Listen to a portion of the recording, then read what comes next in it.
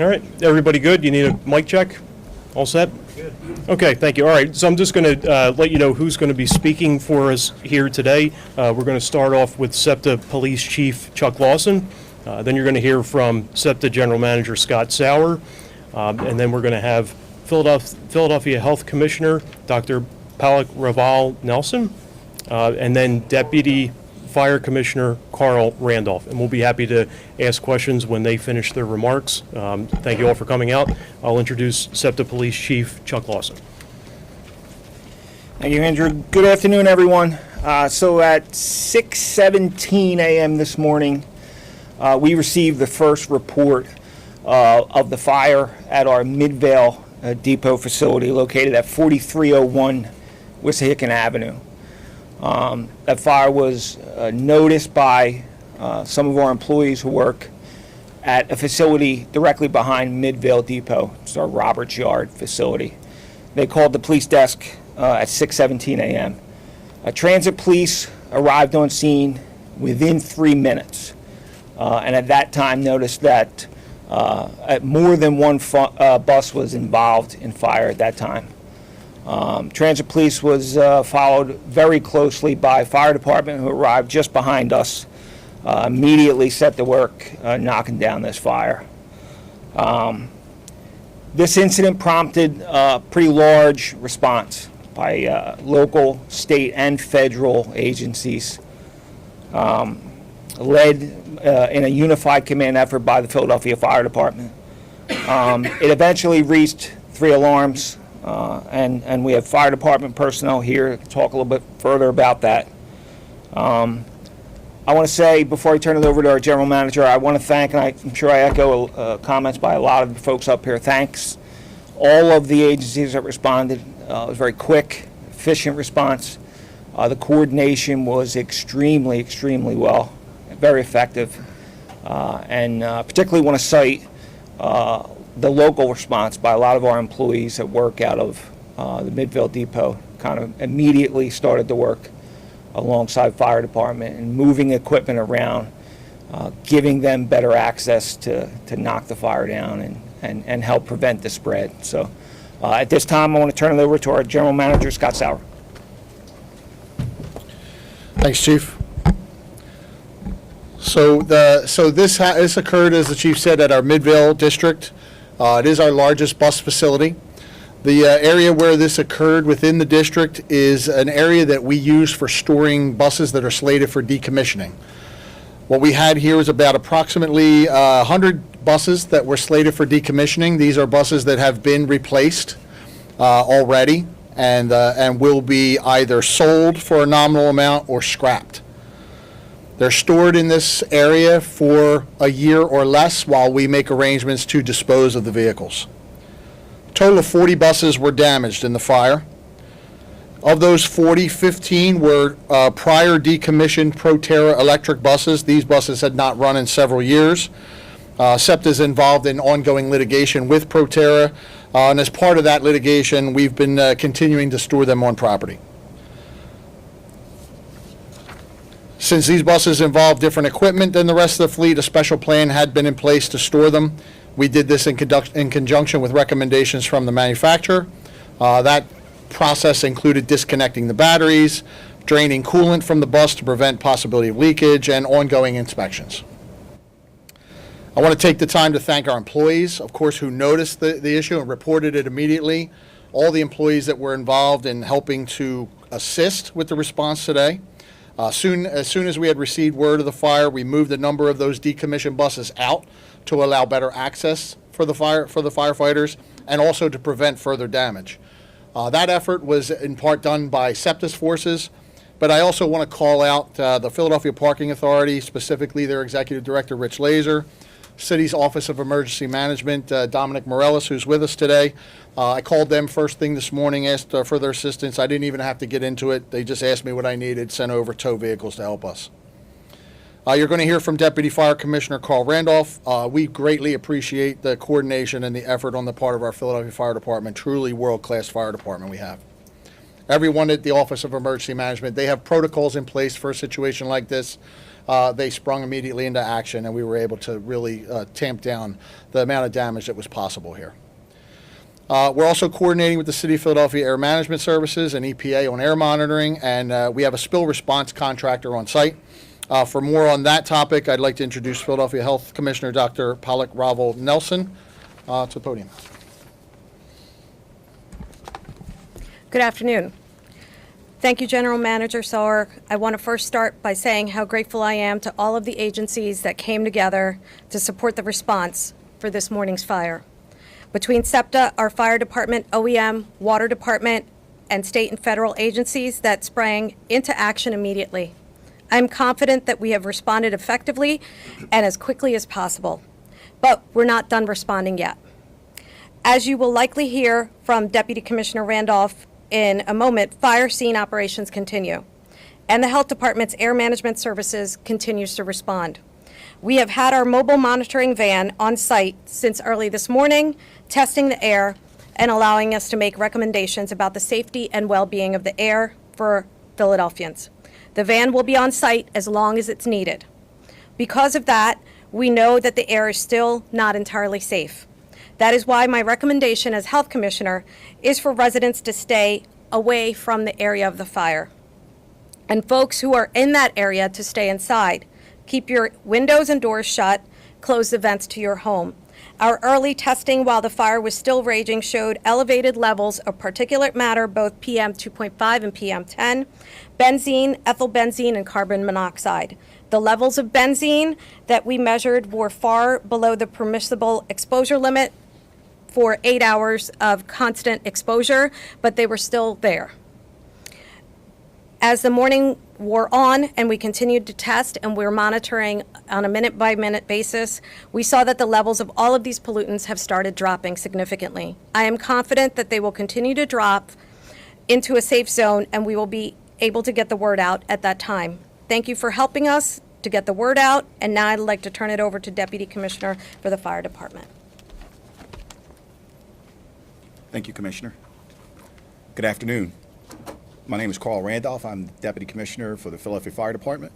And before I get started, I would like to thank all of the men and women of the Philadelphia Fire Department who get up every day and respond to these types of incidents. And I thank all of our local agencies that responded and brought this incident to a really good close. So at approximately 06:13, there was a fire reported at the SEPTA depot that they just talked about. And our Engine 59, Ladder 18, and Battalion 8 responded. They noticed really quick that this fire was beyond their capability of handling, and they upgraded to a box alarm, which subsequently, when Deputy 3 was on location, he upgraded this to a second alarm right away. A third alarm was subsequently struck at 07:25 or 7:25 a.m., and that was approximately 150 firefighters, fire personnel. We had engines, ladders, special operations unit, our hazmat units, and all on the fire ground. There were no injuries from Philadelphia Fire Department or any civilian injuries. We did experience some water issues getting water into the plant in order to put this fire out, but we actually had a really good coordination from the water department, from SEPTA, and from our units to be able to take down fences and allow us to get our hose lines in place to be able to get the water we needed in order to fight this fire. There were vehicles that were in the way, and I think it was mentioned earlier that the parking authority and SEPTA were able to remove those vehicles to give us access to the fire so that we could actually extinguish the fire. And also, as mentioned, we still have companies on location, 2 engines, a ladder, and a medic unit, and they're just wetting down and helping as SEPTA moves the buses out. They're able to wet down, and so the fire marshal can continue his investigation. All right, that's it. Questions? Yeah, questions? All right. Do you think that the fire, I know you don't know what caused it yet, was Was it the the electric buses that were burning primarily? Yeah, we don't know precisely what caused the fire at this point, but we know of the buses that were caught in the fire, about 15 of them were the electric buses. So of the 40 total, 15 were electric buses.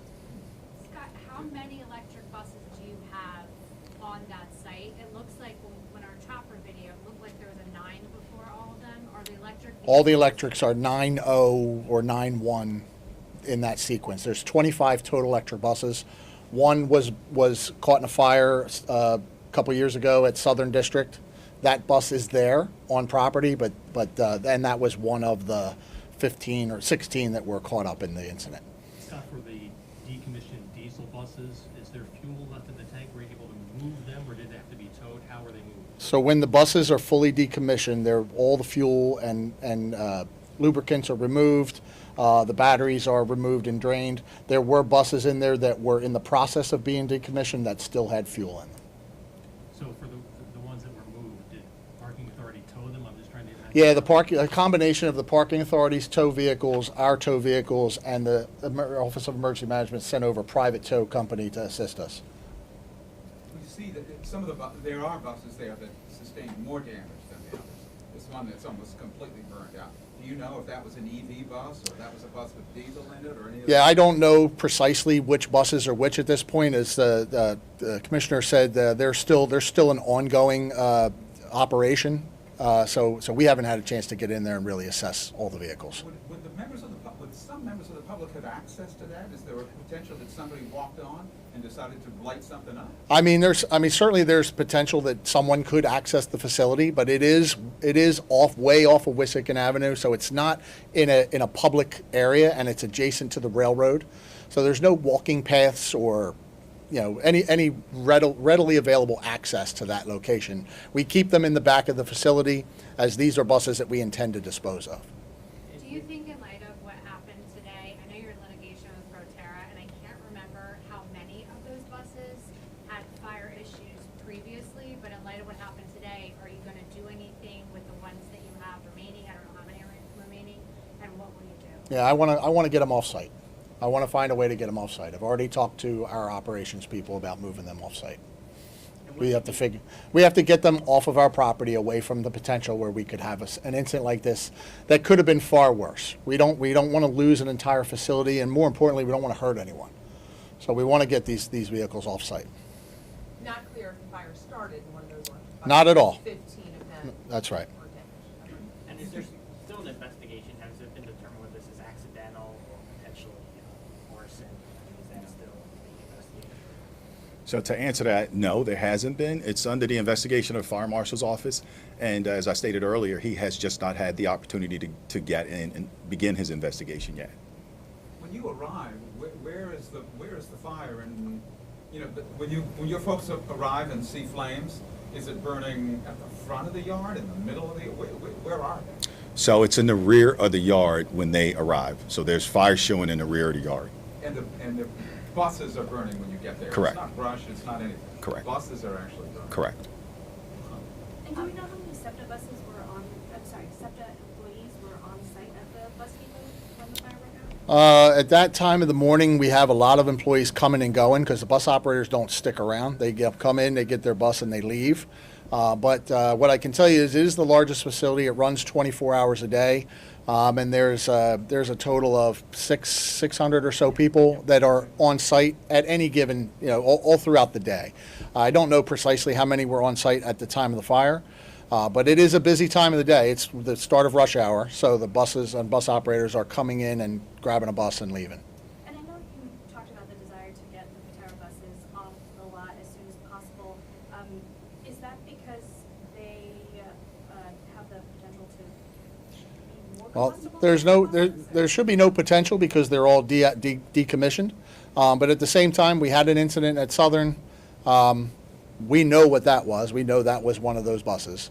And now I have this, and it's just something that we've all agreed that we don't want them anymore. So we just want to be done with them. And just a semantic with the decommissioning, with the batteries, you mentioned earlier that you drain them. Is that the same as de-energizing? They're disconnected, so they're de-energized. All the electrical components are fully de-energized when we disconnect the batteries. What is that? Well, Frank, as a mechanic, why don't you come up and explain what does it mean to pull the battery off? Tell them who you are first. Frank Brandis, interim service delivery officer. The Proterra buses, the electrical cables are disconnected to provide the power to propulsion for the bus and everything on board. The coolant that we're talking about, the technology that was used in those vehicles has coolant that runs through the batteries or next to the batteries to cool them off when they're active and in operation. As a precaution, when we stored these vehicles, we drained that coolant based on what we know from the original fire, which was determined to be the coolant leached into the battery itself and caused a short. And the south one was caused by the coolant, you determined that? That's correct. Was that a decommissioned bus or an operation? That Go ahead. Go ahead. That's Southern. At Southern, we were in the process of working with with Proterra to bring them back into service. We had them out of service for another problem. They sat for a period of time. Obviously, the batteries were drained. We were following their instructions to bring them back into service, which meant bring them back to a charger in the shop. And after we got the first vehicle in the shop, we had the fire incident, and they have been out of service ever since. How many of these electric buses are still on the lot? Sorry. We have 25 total. They're all stored in the area that had the affected fire today. Now 15 are damaged, or still about 10 Correct. buses left. That's correct. Any further impact? I know you guys said that only 15 of the 40 damaged are the electric buses. What's the further impact of these other ones? You guys just won't be able to sell them for scrap? Correct. Yeah, they were in the process of being discarded through sale. Okay, fair to say all 40 have not been on the road in years? The diesel hybrid buses were recently pulled out of service. We replace approximately 100 buses a year with brand-new buses. And as we get new buses, we pull an equal amount off the street. Scott, was service impacted in any way across the city? Did it slow any of your employees down in terms of getting into their buses and stuff? No, we were able to get, as I said, this was the start of our peak service time, so we were able to get all the service out. What it did affect was yard operations. We mentioned Roberts Avenue Yard is adjacent, so we had that yard shut down for the time during the firefighting operation, and so we've had to make other plans to store equipment and move employees around. This is for the health commissioner, maybe. Can you kind of explain a little bit about what dangers that these chemicals that you discussed would cause? Sure. The major chemicals of concern are really PM 2.5 and PM 10 and the benzene. I know we hear carbon monoxide, but carbon monoxide is more if you're inside an environment with carbon monoxide exposure. So we're just watching and monitoring, on a minute by minute basis as these drop. And the 2.5 and the 10, can you kind of explain? I think people here. Sure, sure. PM stands for particulate matter, and these are, if we think about them, they're like larger pieces of fragments, like I'll make it like from the soot, if you think about the particulates, and those are the things when you're breathing in, they can cause issues with breathability. Is security on the lot?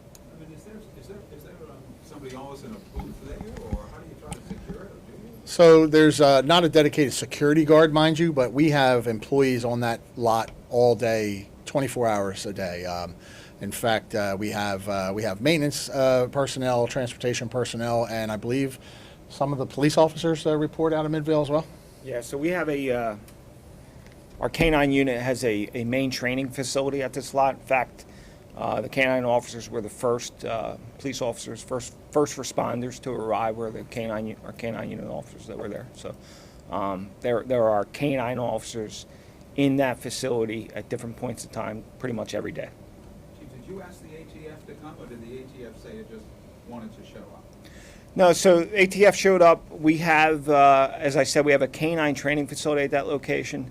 All of our canines are trained in explosives detection, and so we train on small samples of explosives that we maintain.